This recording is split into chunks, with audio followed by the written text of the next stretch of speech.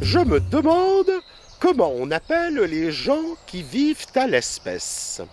Ce que je vais faire, c'est que je vais aller à la rencontre des gens de l'espèce et à mon avis, ils vont m'en dire davantage sur ce joli petit village. Qui te parle en souriant? Non, c'est le ruisseau qui roule quelques fleurs.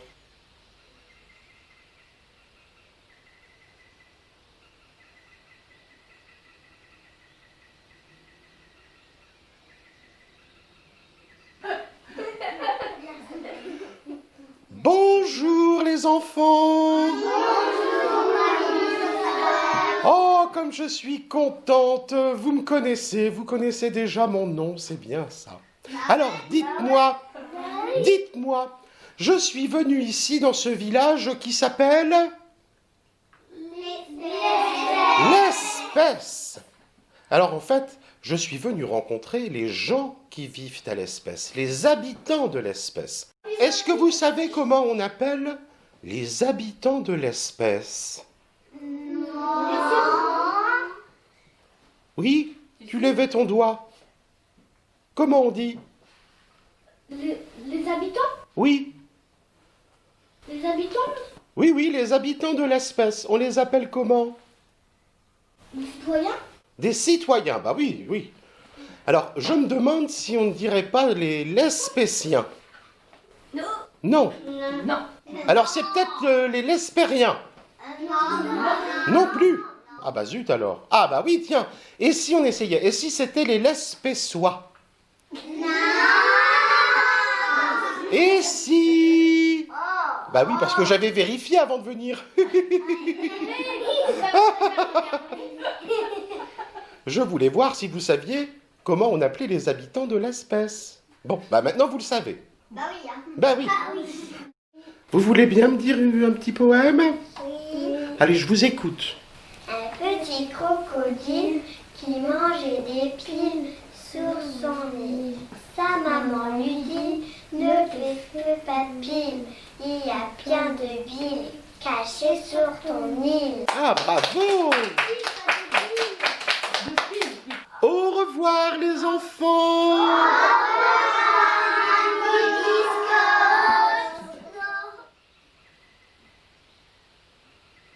Oh!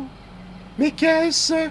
Des yaourts, du lait, de la crème, oh, il y a même des aiguillettes de poulet, des champignons juste en dessous. En fait, il y a de quoi faire un bon petit repas pour ce midi. Alors dites-moi, je suis venu me faire coiffer ici, mais je ne sais même pas votre nom. Madame de Rosio. De Rosio. Bon. Mais pourquoi vous vous êtes installé à l'espèce, dites-moi? J'avais envie de m'installer. Vous avez envie de vous s'installer. Ah bah c'est vrai. On a envie de s'installer à un moment donné. Oui. Vous êtes de l'espèce, vous habitez ici? Oui. Ah, vous êtes une habitante de l'espèce, Voilà. donc. Ah, très bien. Vous connaissez beaucoup de gens à l'espèce? J'en connais pas mal. Oui. Vous connaissez les gens qui habitent à côté et qui vendent des légumes? Oui, ma belle-sœur. C'est votre belle-sœur! Voilà. Et alors dites-moi, vous savez faire des yaourts? J'en ai fait. Vous en J'ai avez aidé fait ma belle-sœur à en faire. Ah bon, très bien. Ah, est-ce que vous connaissez quelques petites histoires croustillantes sur les habitants de l'espèce? Parce que les coiffeuses, souvent, on leur fait des confidences. Ah oui. Mais vous voulez pas le dire dans la caméra, peut-être? Non. Bon. Eh bien, merci beaucoup, chère madame, en tout cas. Bon, vous croyez que ma mise en pli, elle sera prête pour 12h30? Oh oui, sans problème. Bon, ben, On va merci beaucoup. remettre des bigoudis. Très bien.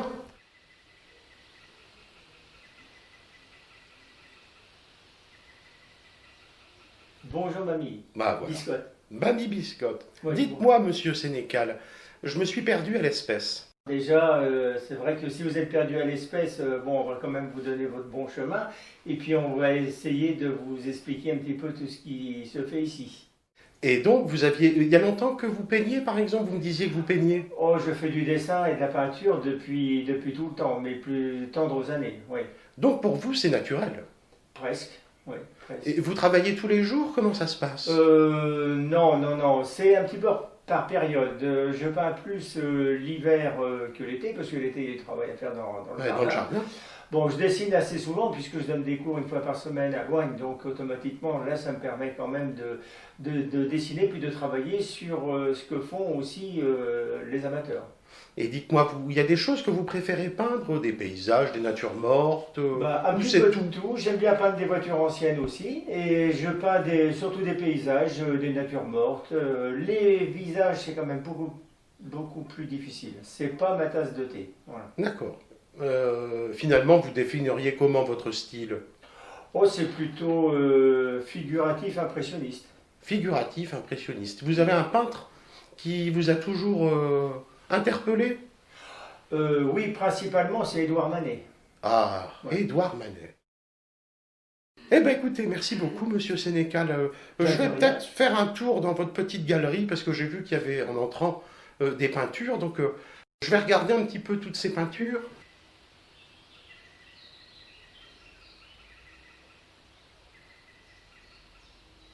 C'était une humble église, au cintre surbaissé. L'église où nous entrâmes, où depuis 300 ans avait déjà passé et pleuré bien des âmes. Bonjour, cher monsieur. Bonjour Marie Biscotte. Alors vous êtes monsieur? André Danvan à l'espèce. Je suis né à la ferme un peu plus haut, juste au-dessus. C'était ma maison natale. Bon, et puis je suis né le 11 novembre 1931. Voilà, à l'espèce. Et j'ai toujours resté au village. Je ne suis jamais parti ailleurs. Alors dites-moi, cher monsieur, il paraît qu'il y a une histoire de diable dans cette église. Oui, dans cette histoire, on dit diable de l'espèce. Alors pourquoi diable de l'espèce? C'est parce que, au fait, c'est Saint-Michel qui n'est représenté comme ça nulle part. Et alors là, il est représenté comme ça nulle part, et puis on dit c'est le diable. Alors pourquoi le diable? Alors le diable, c'est parce que autrefois les personnes allaient au champ, et puis comment je vais dire, à l'Angélus, ils revenaient pour manger. Et en repassant, ils allaient toujours réciter l'Angélus. C'est ça. Et puis, ben, il y a une personne avec son, je vais vous dire ça, une embraquette, parce que c'est une houe pour couper l'herbe, les charbons et tout ça dans les récoltes. À ce temps-là, il n'y avait pas de produits chimiques. Hein. Bon, et puis elle a cassé une corde au diable. Et alors, de ce fait-là, Saint-Michel n'a pas été content, parce que c'est Saint-Michel qui rassemble le dragon. Hein. C'est comme ça. Et puis, il y avait toujours un trou dans l'église, dans le mur de l'église, par l'extérieur. On avait beau leur boucher, ils repassaient toujours. Et puis voilà. Alors, on a dit, ben, c'est le diable. Ouais. Et alors, dites-moi, cher monsieur, il y a aussi Sainte Apolline. Oui, Sainte Apolline, elle est là, elle a été martyrisée, là-bas, elle a été martyrisée, et on lui a arraché toutes ses dents avec comme ça. Bon, et alors, maintenant, elle est invoquée pour ceux qui ont mal aux dents, principalement les bébés. Eh bien, je suis content de voir fait votre connaissance, madame. Ah ben, moi aussi, je suis bien content de vous avoir entendu.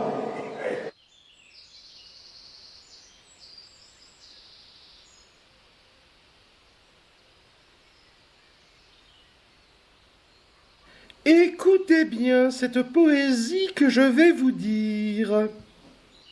Un jour, Madame Tomate fut jetée ainsi que Monsieur Cornichon sur un tas de patates, non loin d'un rang d'oignons.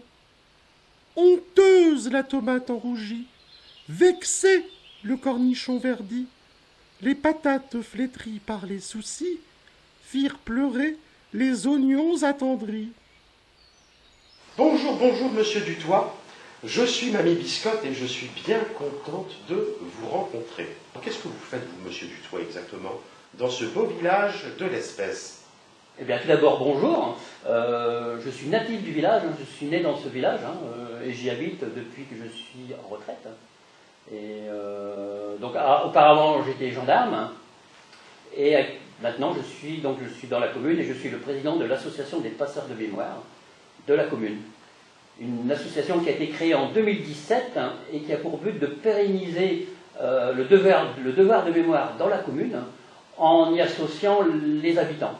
Et bien sûr également la mairie. On participe aux commémorations, donc le 8 mai, le 11 novembre et autres. Et ensuite, nous organisons des conférences, nous organisons des expositions. On a organisé une exposition sur la guerre 14-18, en mettant à l'honneur les soldats portugais. Ensuite, on a organisé également une exposition sur la mine, parce que nous sommes proches du bassin minier tout de même. Et ensuite, nous avons fait une conférence sur un enfant du village qui était mort à l'exportation au train de l'os. On essaye de pérenniser la mémoire du village, en y associant les habitants, bien sûr. Alors dites-moi, j'ai devant moi ici des objets en bois. C'est vous qui les fabriquez, monsieur Oui, Dutoit? voilà. C'est une passion depuis bien longtemps. Une passion que j'ai contractée auprès de passionnés également, qui m'ont donné le virus du bois. Donc je tourne le bois, je chantourne le bois, et je façonne des objets que je fabrique moi-même, comme là vous pouvez voir, des petits objets, des camions, des jouets pour enfants. Ben écoutez, je vous remercie beaucoup, monsieur Dutoit, pour tout le temps que vous m'avez accordé. Et puis, je vous souhaite une bonne continuation. Dans un coin de ma ville est un parc, où l'on joue à la pétanque, l'esprit léger.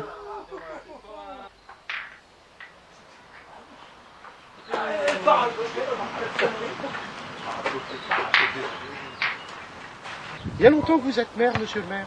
Je suis maire depuis 2014, mars 2014. D'accord. Et vous étiez intéressé par ce village, où vous êtes né dans ce village? Eh oui, je suis né ici à l'Espèce. Mes parents, grands-parents sont natifs de l'Espèce. Je suis d'une famille d'agriculteurs, je suis fils d'agriculteur. Et donc, comment vous expliquez toute cette richesse qu'il y a dans ce village où il y a moins de 1000 habitants, monsieur le maire? Oui, c'est vrai que l'Espèce est un joli village rural où la vie et la vitalité n'est plus à prouver, puisque l'Espèce est reconnue maintenant au niveau du département comme un des plus attractifs villages du Pas-de-Calais, avec 408 habitants, avec un village, un hameau de Coquedem, 2 classes, 11 associations, donc on y vit bien au quotidien. Ah bah, je vous le confirme, parce que moi, ce soir, d'ailleurs, je vais dormir dans une roulotte, ici à l'Espèce. Alors, vous voyez, je pense que je vais passer une agréable nuit. Oui, je pense. Près de la rivière qui coule. Près de la nave, oui. Merci, monsieur le maire, en tout cas, de nous accueillir dans votre joli village. Et ben, bonne route à travers l'Espèce. Merci, monsieur le maire, à bientôt. À bientôt. Cascade. Les profondeurs d'un monde bleu ont vibré. Bonjour, cher monsieur. Bonjour madame. Alors, dites-moi, vous êtes monsieur... Monsieur Delépine. Monsieur Delépine. Et c'est ici que vous avez donc créé ce joli lieu. Racontez-nous cette histoire. En fait, ça a démarré par la roulotte. J'ai fabriqué la roulotte. Au départ, cette roulotte était destinée un petit peu pour nous personnellement. Et il s'est avéré que lors de la construction, des gens sont venus, ils nous ont dit pourquoi tu n'en ferais pas un gîte. Et voilà, c'est démarré avec un mariage. Ils sont venus passer leur nuit de noces chez nous. Et de là, après, de fil en aiguille, c'est parti. Et puis, ça a tellement bien marché qu'on a décidé de faire un deuxième hébergement.